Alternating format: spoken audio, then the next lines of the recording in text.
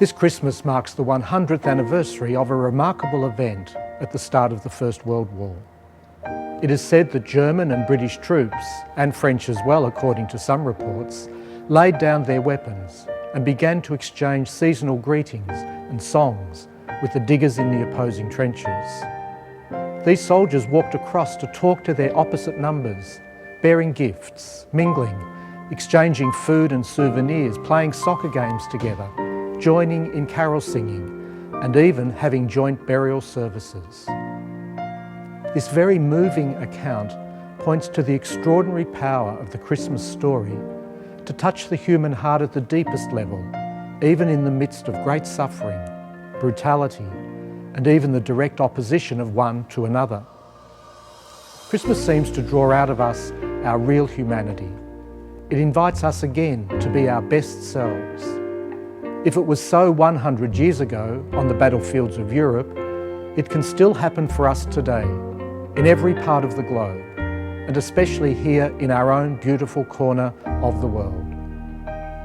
We are told that the Christmas carol, Silent Night, or Stille Nacht, was sung that night between the troops.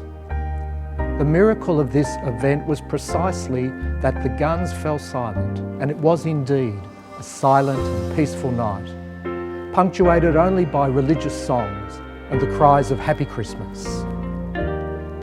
One common greeting would have been peace on earth, goodwill towards men, which seems to capture the hope of Christmas very well.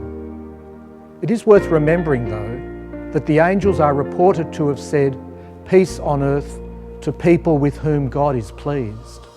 The first greeting, goodwill towards men, reminds us that through Jesus taking on flesh among us, God offers us his gift of peace through a person, and in this way extends his goodwill and loving kindness to us.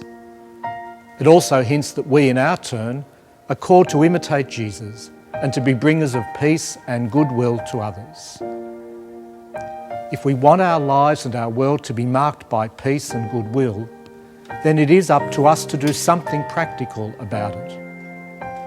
Although an everyday task, Christmas offers us a special opportunity to recommit ourselves to being people of peace. And after all, who really wants to be a bringer of discord and disharmony?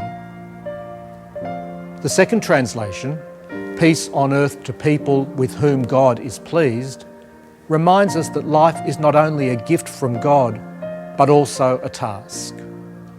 The great blessing of peace is the fruit of a life lived in openness and with gratitude to God for his goodness to us. St. Augustine once reminded us that our hearts are always restless until we find our rest in God. Living our lives in fidelity to God is the only way to this peace which God can give. My prayer for all of you and for your loved ones as you once again celebrate the birth of Jesus is that you really do experience this wonderful gift of peace as you gather in your church, in your home, or elsewhere. And finally, as we celebrate at each Eucharist, my wish is that the peace of the Lord be with you always. Have a blessed and wonderful Christmas.